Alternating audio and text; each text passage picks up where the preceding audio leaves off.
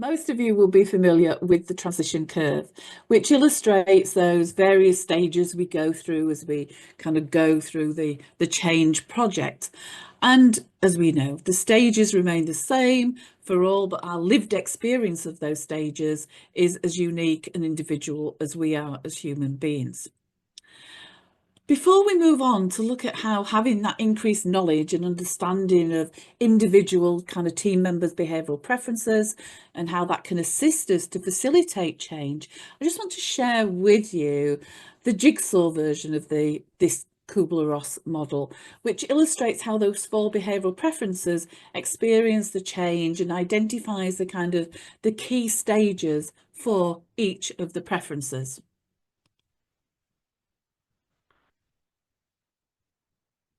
So here we can see in Jigsaw, if you're not familiar with Jigsaw, I'll just say a little bit more about it in a moment or two.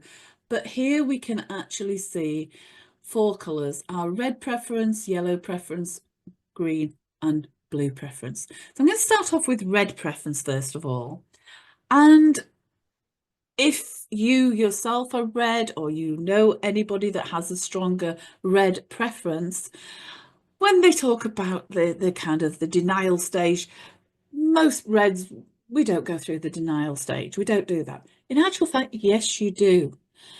If by no other than denying the actual acceptance that you go through that, denying your feelings, your emotions. Now, that may well happen at an unconscious level. Hence, we say, well, we don't do that. And what we tend to find with people with that higher red preference tend to move very quickly through that denial stage and almost straight into that re-engineering, focusing on the high level planning of the changes, which enables them then to swiftly make sense of and accept the change.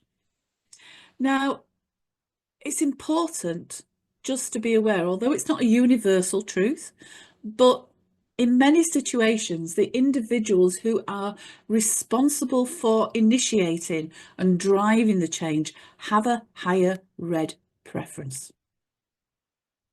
If we move into look at our yellow preference, behavioural preference, then the key stages here to be aware of is that importance of being able to explore possibilities.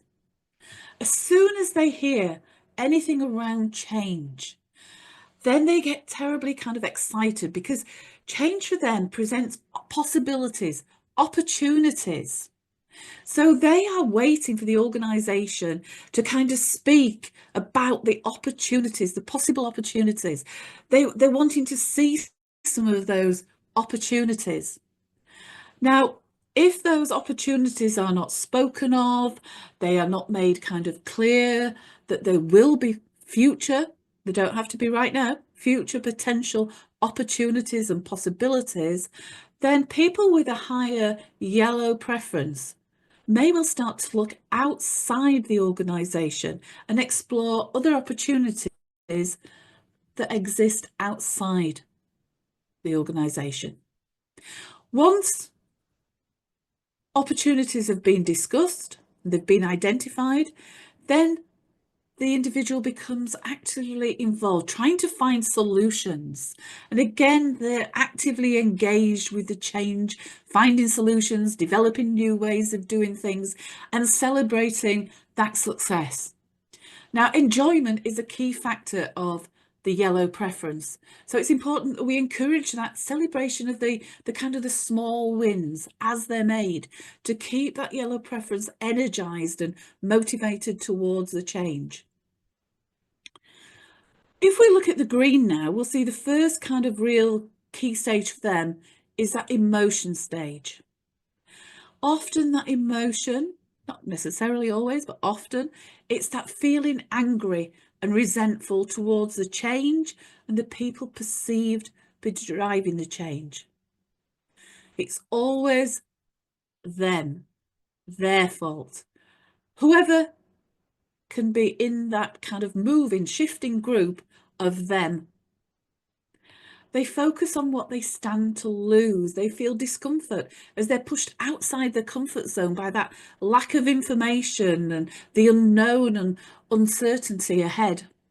Now, team members with this preference need to be supported in such a way that they'll help them to feel safe, secure, actually bring them back into that zone, their comfort zone, where they can feel they've got some familiarity, a little bit more is known to them.